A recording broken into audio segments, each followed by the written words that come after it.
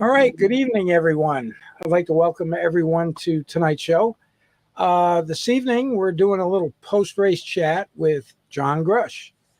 Um, First time I've had a chance to talk to him since the race because I know he needed some time to decompress after having that much stress on him over that period of time. Um, and with that, I'm going to turn it over to John and we'll talk a little bit about how things went, and then we can talk about the big race. But we had the three pro races going on, and everybody got wet on Saturday. Then Sunday it cleared up. We had our regular NEMA races, and it was overall an experience I would not have wanted to miss. But with that, I'll turn it over to John. And by all means, if you have questions, go ahead and post them over in the chat, and we'll try and get to your questions. Go ahead, John. First of all, Craig, I'd like to thank you for having me on. Yeah, it's definitely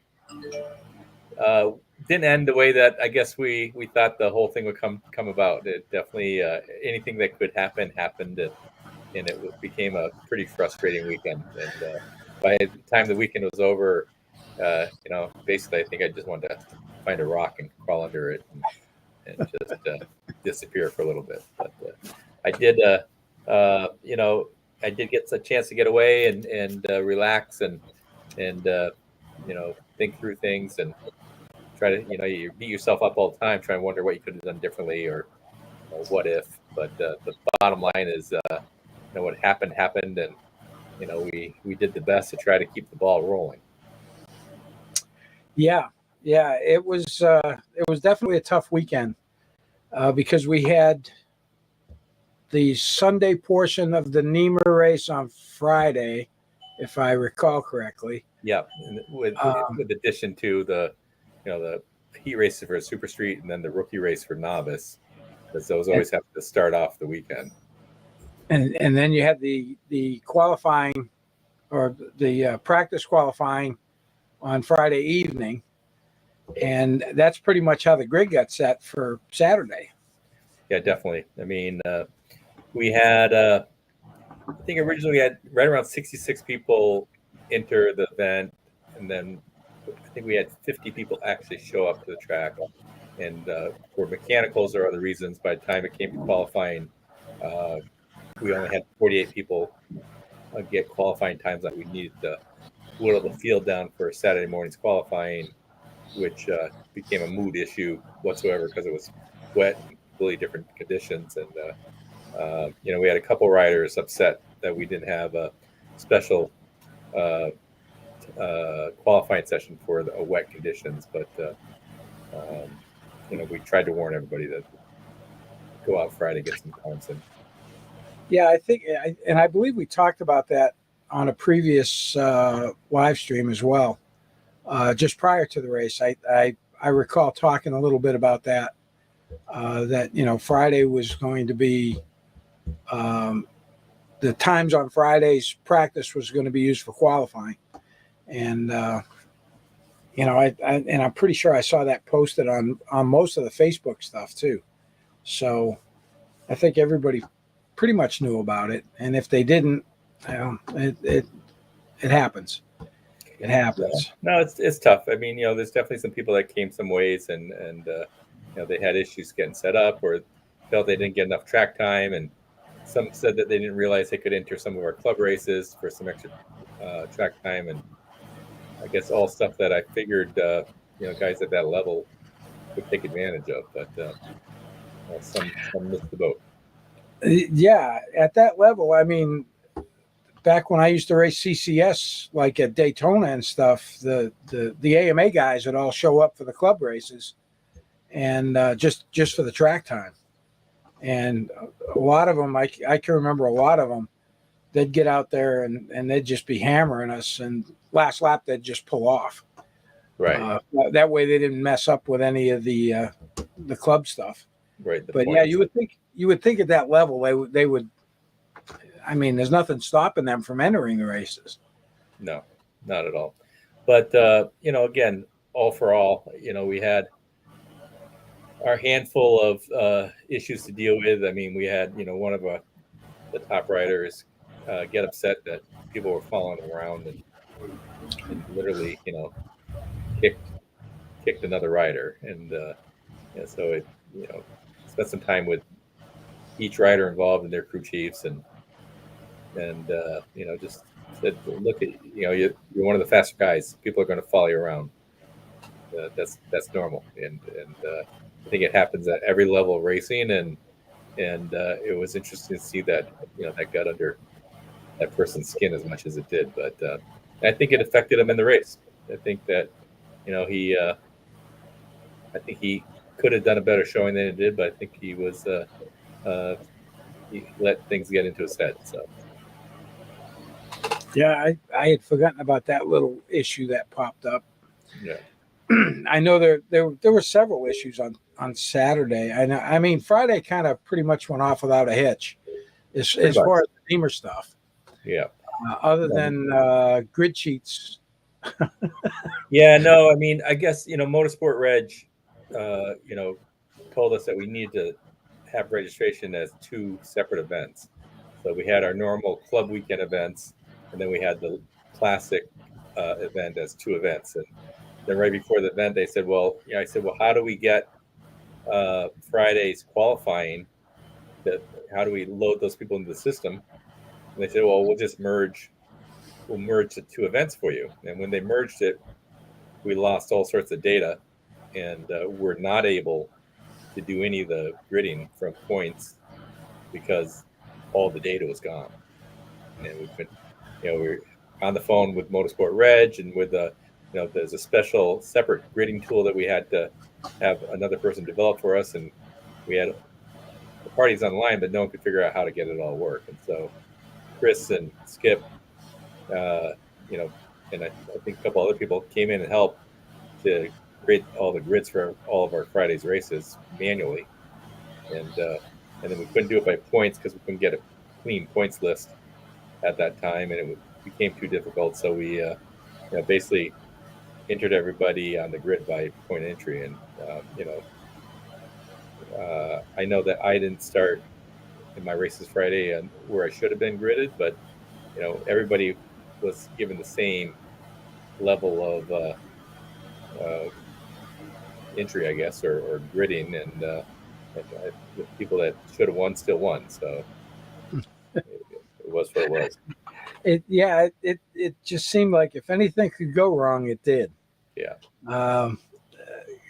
Especially on Saturday. Well, Saturday was, again, it wasn't until after the event where I had to try to create what the results were, and had to manually look at every finish crossing from the start of the day to the end of the day to come up with the right, assess the right penalties, assess the right positions of where people were. A couple people got shuffled from where they thought they were, and there's definitely some people unhappy. But what we figured out afterwards was that this Motorsport Reg didn't crash, and MyLaps didn't crash. We created our own problem because when we put people on the pit road, we didn't realize that we had people on both sides of the timing loop on pit road. So when people went to leave and go out on the track for their sighting lap, some crossed the timing loop, some didn't cross the timing loop. And so that's why the scoreboard was all confused, because all of a sudden people had one more lap than other people that we knew that shouldn't be in those positions, but we couldn't figure out why, and we just thought that the system crashed because of all the red flags and the restarts. But it was a self-induced problem that we did eventually figure out, but it was a shame that we lost the ability to change the grids on a couple of red flags because we didn't know where people were. And it took me hours to go through all the finish crossings to figure out who finished where. Yeah, I didn't realize that. So basically people that were on the hot grid that were beyond the trip point for the transponders, that created the issue. They're already a lap down. Yeah.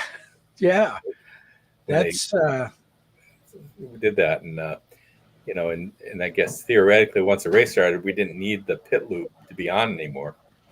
And we had discussed that with the team beforehand because we would get some ghost pit loop fires. And so, I thought we had pretty much decided that we were going to turn the pit loop off once people initially went out and we knew who was out there and where. But that never happened. And, then we had numerous red flags and issues that, just couldn't keep people upright. And then even then, people were complaining. PJ Jacobson was an example of somebody that they said, hey, look he created a red flag. Why isn't he pitted in the back? Well, the red flag was thrown before anybody crossed the start and finish line. So it automatically reverts back to the last known true lineup. And so it's like that start never happened. And there were a couple of those, if I'm not mistaken. Right. There was 3 of them. They never got a lap in. Never got a lap in. And so it's like, the person that caused the red flag doesn't get penalized because it never happened. And then, it ended on a red flag, which basically the rule book states that you can't end that way. We had a lot of people upset that we ended it that way, but we gave people 3 attempts to get the last 2 laps in. And they couldn't get a lap in. They couldn't get a lap in, and people's clutches were starting to fry. And then, it became very evident that someone was going to get hurt, and something bad was going to happen. And I use my ability or privilege as the executive director to override what the rule book said. And so I ended the race, and so some people are unhappy with that. I know some fans are unhappy with that, but it was the only call I could make. I responsible for everybody out there. Needed to keep it safe, and not the way we wanted the race to end, but I really don't think we had any choice in that. No, I mean, after the 3rd attempt, and they couldn't get a lap in, because it all pretty much just boiled down to like a green-white checker, a 3-lap sprint at that point. Right.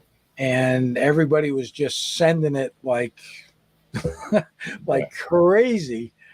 I mean, one of the things that it boggled my mind is when you'd hear them come down the front straightaway, and as they go over that paint stripe, you'd hear that engine rev up even more. Yeah. And I was like, man, these guys are on the edge. They have just got to pin it to win it. And I guess when you have that much money involved, it's an incentive to, kind of throw caution to the wind and go for it.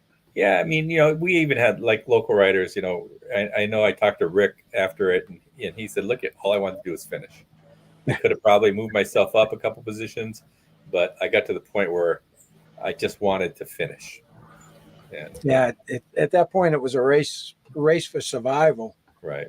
And a few of the guys have said that it was just like, just trying to survive to get through it. I forget what the total time was, like 2 hours, wasn't it? Or a little bit more than 2 hours. It was out there for a long time. Yeah. It was, and the rain was not forgiving. It didn't let up at all. Well, and then we had, so many bikes out there, and all the local guys do to stay off the paint strips. We tried to educate everyone to stay away from the paint lines, but when you're in a group of 8-9 bikes together in the rain, you're not picking up the paint stripes. So, yeah. And that was, it was interesting at minimum. There were quite a few spectators. I mean, there were a lot of spectators, I should say, even in the rain. I was surprised at how many people were there, and to look up in the stands and see people up there with their tarps and their umbrellas, and they were just, it was amazing to see that. Yeah, no, it's unfortunate because, I mean, obviously I personally had a lot on the line, to try to make this thing work out financially. And unfortunately, with the weather, it we didn't pay the bills. I basically again had to put like over 32,000 into it to pay the bills. Ugh. And so, so that leaves me from last year and this year close to $100,000 that I've put into the series to just keep it afloat.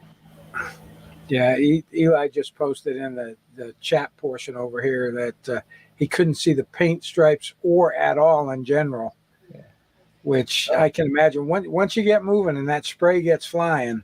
Yeah, I don't think you could put enough Rain-X on a face shield to keep it clear. The amazing part to me was how many restarts there were, and there were no turn one incidents. Yeah, which is boggles my mind that we could send 32 bikes off that many times and not have somebody create a problem in turn one. Yeah, they were doing some pretty innovative things down on the hot pit. I know I had some of the guys on a week or so ago, and Paul Duval was drilling holes in his face shield, trying to get some circulation to where he could see. Oh yeah. So there was some pretty crazy stuff going on, and I know Paul had worked hard to get in shape and get ready for this, and then with the rain, it was kind of a tough race, to say the least. The 500 race that went really well. That was a great race in the rain, and there was that Renee made that last lap pass for second place. That was Adam said he couldn't see anymore. He didn't know where the track was anymore, so he was literally circulating the track blind. So and there were a lot of people that were saying even with the pin locks, their pin locks were fogging. Yeah. So yeah, it was a lot of moisture, but the 500 race was a great race. I think I was sitting over by turn 3 for that one, and I did actually videotape the scoreboard on that one. Everything was working okay for that. Yeah. And then the twin race, they got around pretty well without too many issues. I don't think either of those races had a red flag, did they? For some reason, I know Tim Hogan fell down in the twins. I don't know if it caused a red. I thought it might have caused a red, but it might not. I can't remember. I know he went down and he did finish the race, but he lost several positions. So it was nice to see Brett Geyer, the old guy, win the twins. It was cool. And even to have Brett go out in the rain, all the time that I've racing, I think he usually bags it if it's raining. So he was trooper and rode in the rain. Yeah. Well, there was a lot of no red flags in Thunderbike. That was Sam Martin. All right. Commented on that. Yeah, because I think was it Sam? Did he? I think he went out on Mr. Bloom's bike, if I'm not mistaken, for that race. I'm not sure. Pretty sure he won some of the prize money, so that's cool. Yep. And then during the classic itself, poor Jacob Crossman got there and his bike quit. Never got to race the race. He was definitely frustrated. I mean, I did notice I was watching Laguna Seca and trying to remember his name now. That's horrible. Blake Davis. He still hasn't got his tooth yet. No. Yeah. He was on the podium, but Sam said Tim got up and he only lasted 28 seconds. Oh, he only lost 28 seconds. All right. So that's not bad. No. Get up, get back on the bike, and keep going. I No, figured there'd be a lot more questions. I just to quote a phrase that you gave during the writers' meeting, "Welcome to the shit show," and it didn't disappoint. They- for sure. Um, it's like I said, I don't think if anything else could have gone wrong, I don't know what it could have been. no, it was definitely pretty disappointing from our standpoint. And then, unfortunately, my staff had to deal with some of people's emotions, and it was it's just crazy how people, some of them just lost their minds and created some different issues and different stress for the staff, which is very unfortunate.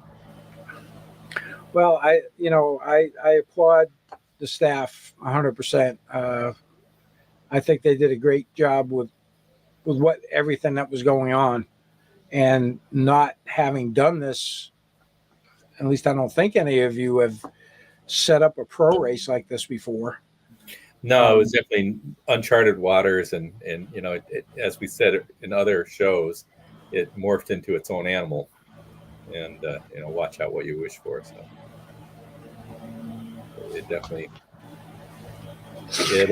it was cool though. It had all the makings to be a pretty special race. It did. It did. If it had been dry, it would have been I think it would have been a totally different outcome. Actually, if it had been dry. No, it would have been really exciting for all of us to watch. So. Yep, definitely. In regards to the person that made that rather large donation, were they happy with it, or have you spoken with them? Yep. No, he was there, and he's basically said that he's willing to do it again next year. Really? So, but that's still a year away. I mean, we definitely learned a lot of lessons. But the reality is, I'm pretty confident that I won't be running the show next year. I'm not sure if it's the right time to get into this part, but even for us to finish this year, it was a long struggle for me. Again, we talked about how much money I put into the series, and it gets to a point in time where you got to just rip the Band-Aid off and say, I can't continue to fund the series to make it to work. And so with a lot of discussion and with my team and with others that I respect, what we are going to have the next event, but we're changing the price structure of what we do. I mean, we basically are going up 20%, pretty much across, right around 20% or a little over 20% to, and it's not to do anything other than for the last 4 events is to try to break even, because I just, I can't put any more of my own money into keeping this series going. So, I mean, the late fee is going to go from $35 to $50. Our pit passes are going to go from $25 to $30. The races are going to go from $70 to $85. The GT races are going to go from $90 to $115. The mock race and the super street heat races are going to go from $37.50 to $50. And so it's going to cost the average racer probably $60 more a weekend than what they paid before. And all this is going to do is to basically make it so that hopefully we break even for each of the last 4 events. And you can't keep taking a loss. You're right. And you've put a lot of your own money into this just to keep the series going. Right. And just like you said, at some point you got to rip the Band-Aid off. And, I don't think that's an unreasonable increase. I was just doing some reading. I know Azra, their prices are quite a bit more than ours. Well, I mean, they structure theirs differently. Their biggest difference is that their late fee, I think, is $125. So if you haven't pre-registered, you're paying $125. then plus the normal thing. And I know that they got a lot of heat on that, and they changed it, saying that, well, if you pre-register for 5 races, it will waive the if you want to add races to your thing. So, but right now, we started having a lot of people enter just one race and then watch the weather and then add more. And I guess we're even trying to decide how to handle that, because theoretically, people are they're getting the pre-registration package of going direct to detect, the armband and everything else like that for pre-registration prices, but only entering one race, and then they're coming in and adding races if the weather's good or if they feel good or whatever. And they found a way around the system. And ASRA CCS basically just said, hey, look, if you want to add a race, you pay the $125 one-time post pre-registration fee, and then you can add as many races as you want for the normal price. And so I guess we haven't really decided how we're going to handle that part of it. If someone just enters one race and then comes in and tries to enter a whole bunch of other races afterwards. But for us, we have fixed costs no matter how many people race. And so our track rental, the ambulance, our staff, corner workers, everyone that gets paid whether we have 10 people show up or 100 people show up. And what CCS ASRA has recognized is that that's all well and good to try to hedge your bet and make sure that you have nice conditions to race in, but it's not paying the bills. So we want to try to be as fair as we can on this, but we definitely had to readjust our pricing just because we were losing too much money. That's totally understandable. Because I mean, even the entry costs are a lot less expensive than they are with other organizations, whether it be, I believe ARM is more expensive, WEIR is more expensive, even for pre-registration. So yeah, and USCRA is more expensive. I mean, they have a first race fee for Saturday, and then you have to have that first race fee again for Sunday. It doesn't carry over each day. So, and look at it's. I think no one's getting rich running races, and so it's definitely for the love of the sport. And but I've had discussions again with my team and with friends, and people say, "Hey, look at you made the commitment to do this, but at some point you got to say enough is enough." And, yeah. Yep. So, and you don't have to answer this, or you can. What is the price to rent just the track? I mean, like for the for the week, say for a weekend. Well, it's not really just a track that we're in. So, I mean, I can for the classic weekend, just so that people understand what it is. So we have the track rental, and then the fees that the track charges us for ambulances, security, window help, all those things. So just those costs alone, let me try to do it in my head, like $43,000 for the 3 days, because they charge us for the garages, they charge us for that stuff, and then on top of that, we had almost $9,000 to rent the 2 sections of bleachers we put in turn 1, and then we had advertising, TV commercials, and marketing and stuff. You add another $14,000, and then you have T-shirts, or $10,000 for T-shirts that we bought. We didn't, the weather wasn't good. We didn't sell them all. Then the program,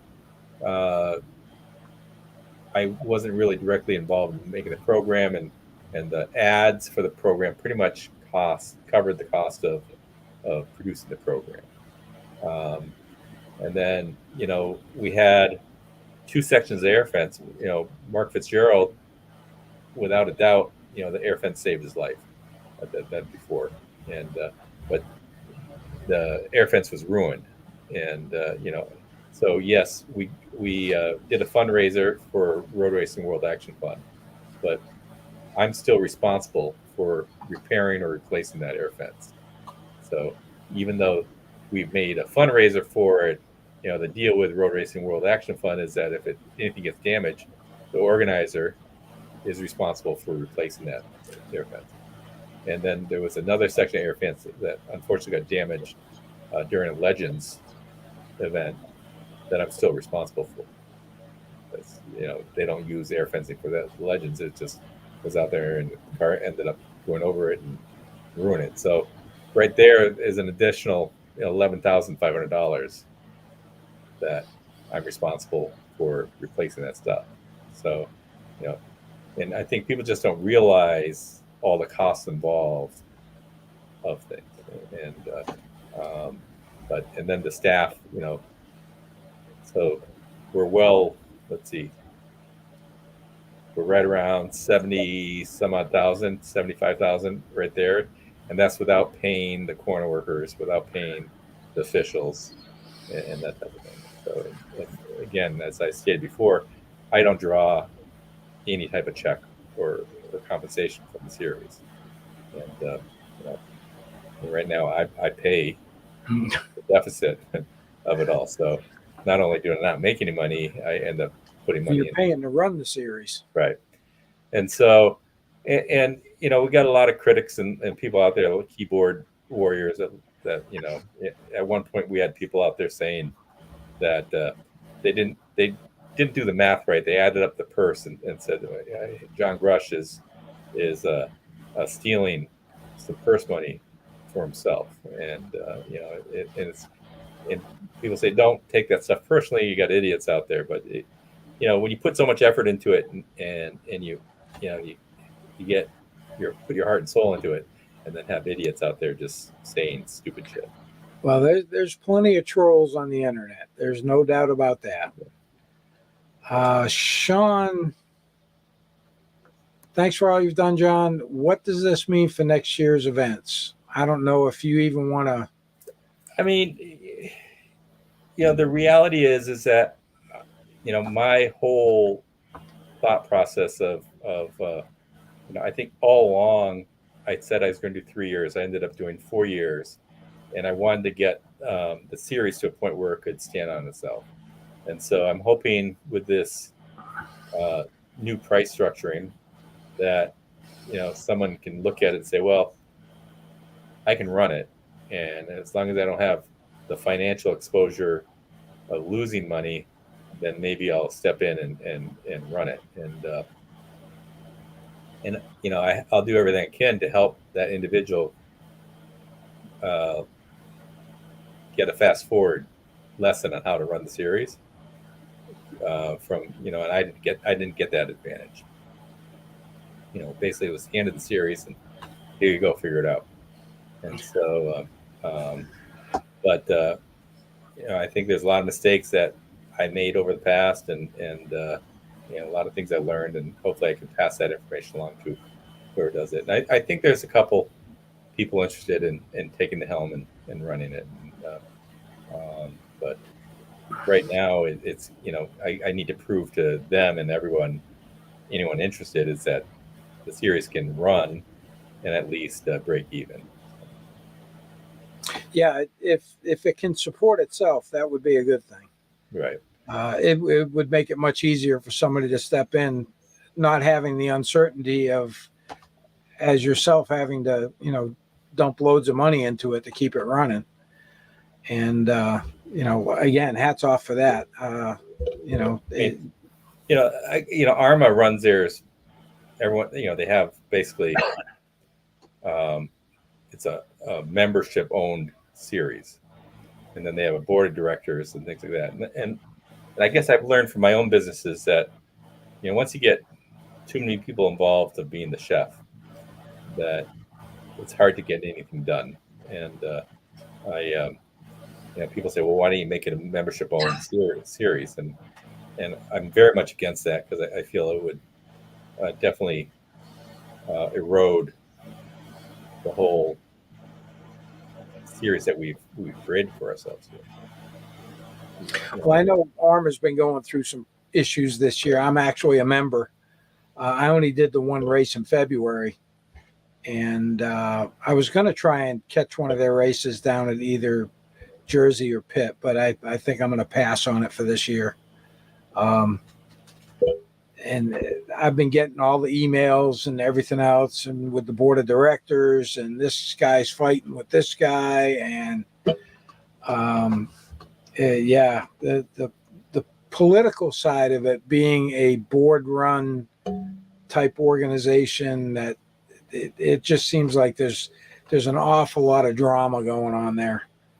And well, I mean, because anyone that gets involved with something like that or is part of the board, you get a lot of self-serving interests going on there, and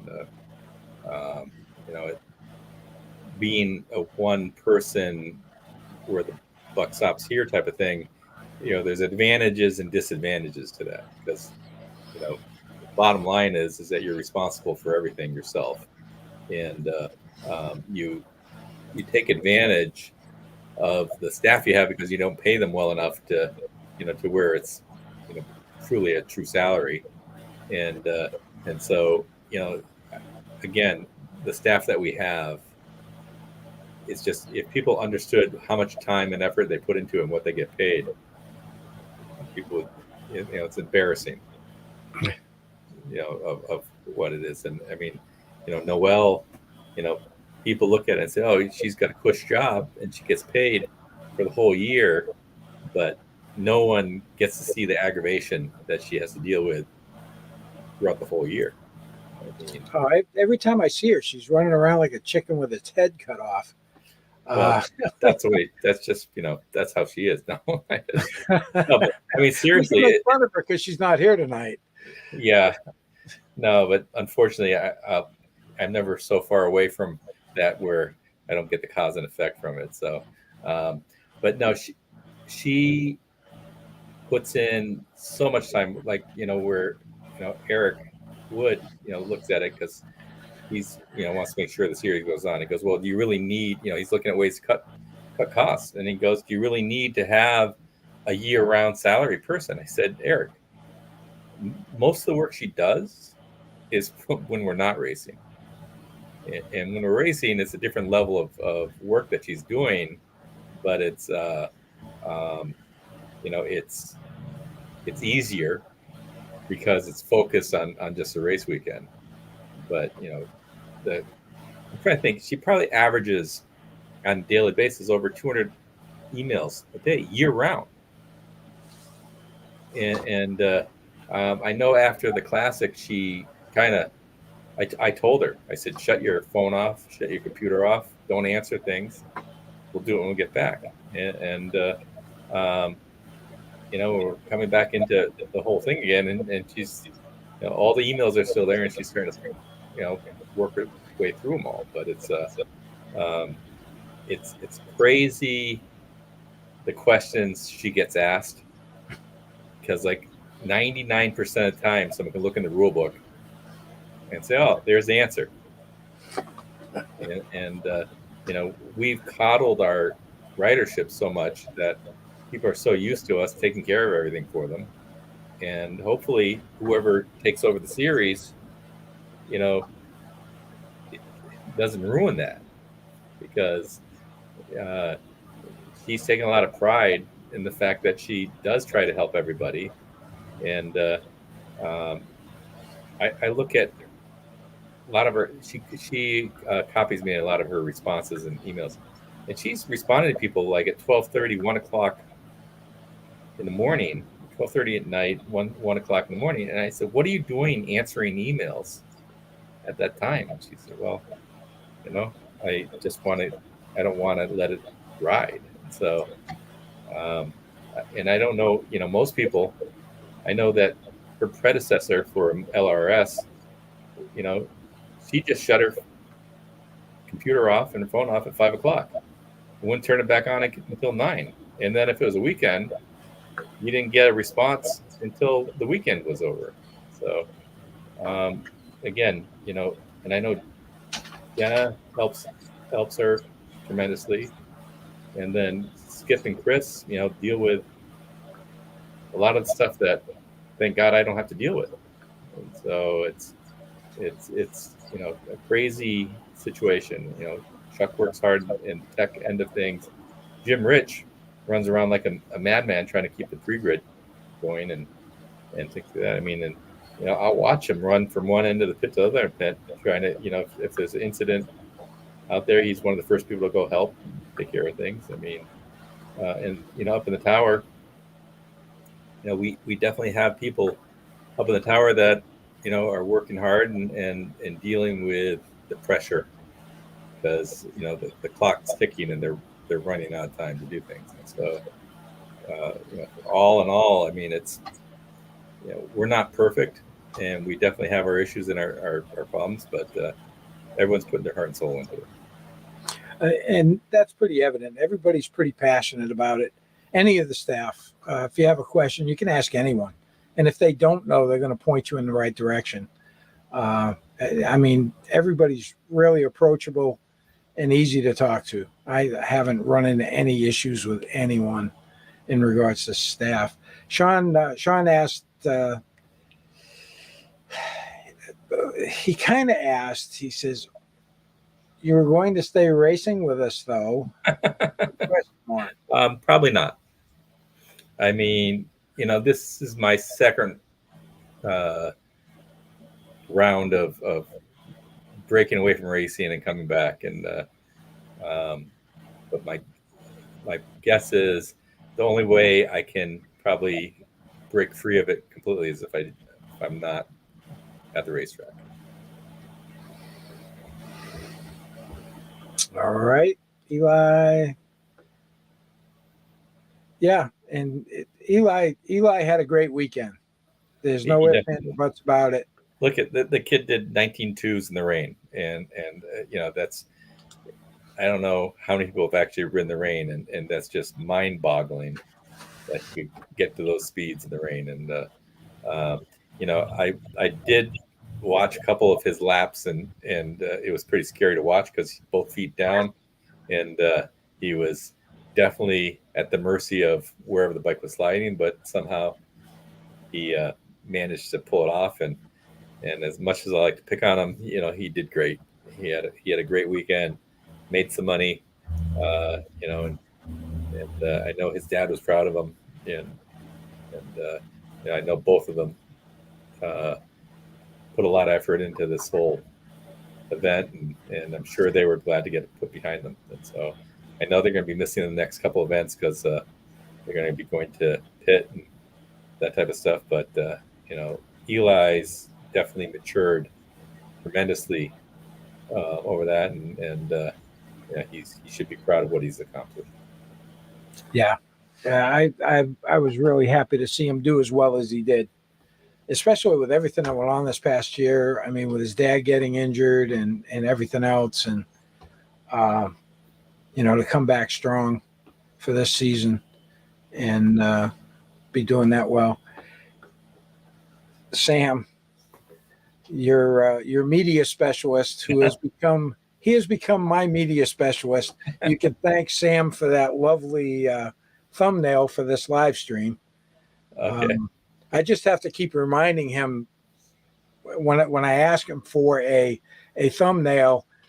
Usually it's because I needed it like yesterday.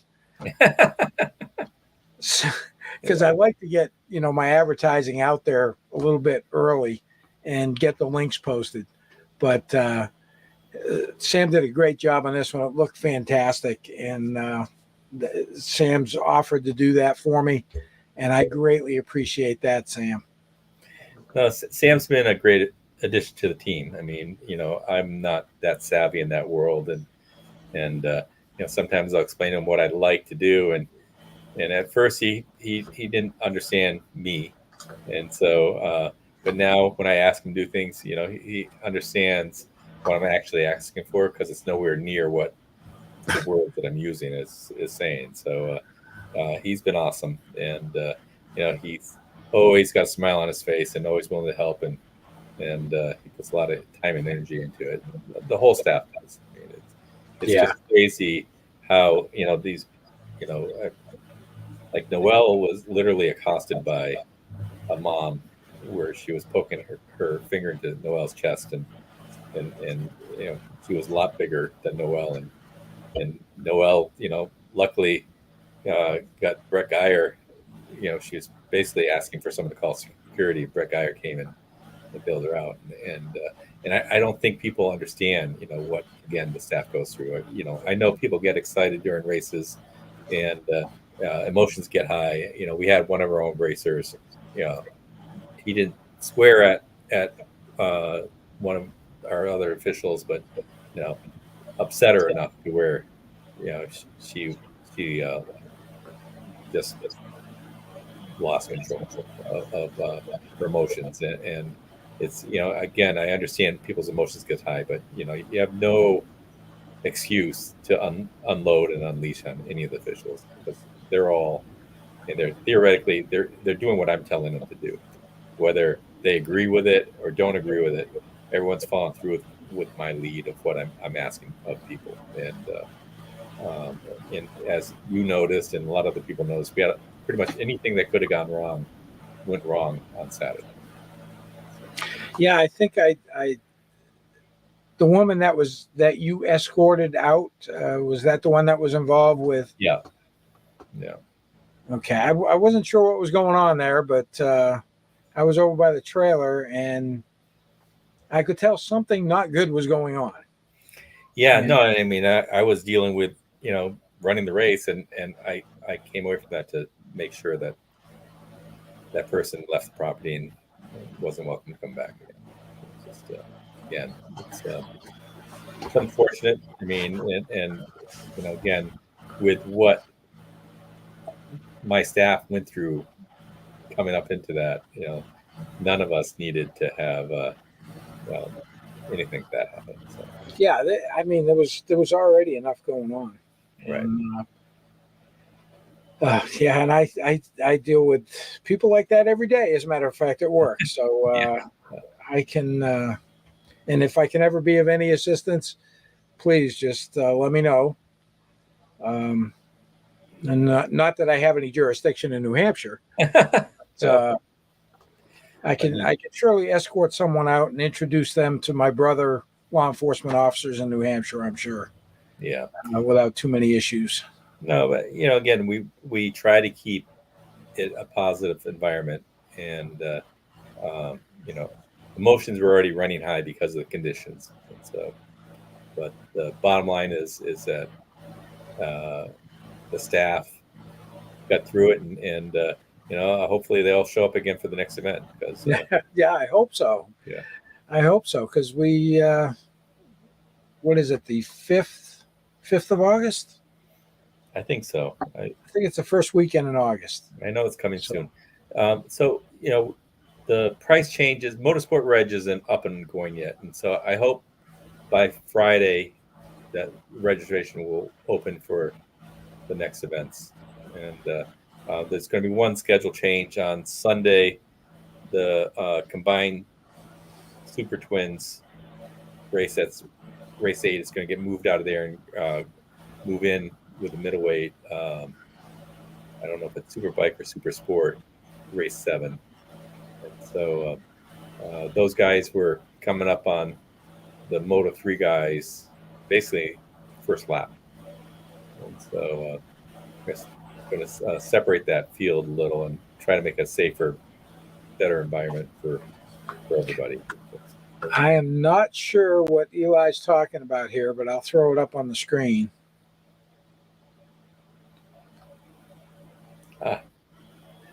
Yeah.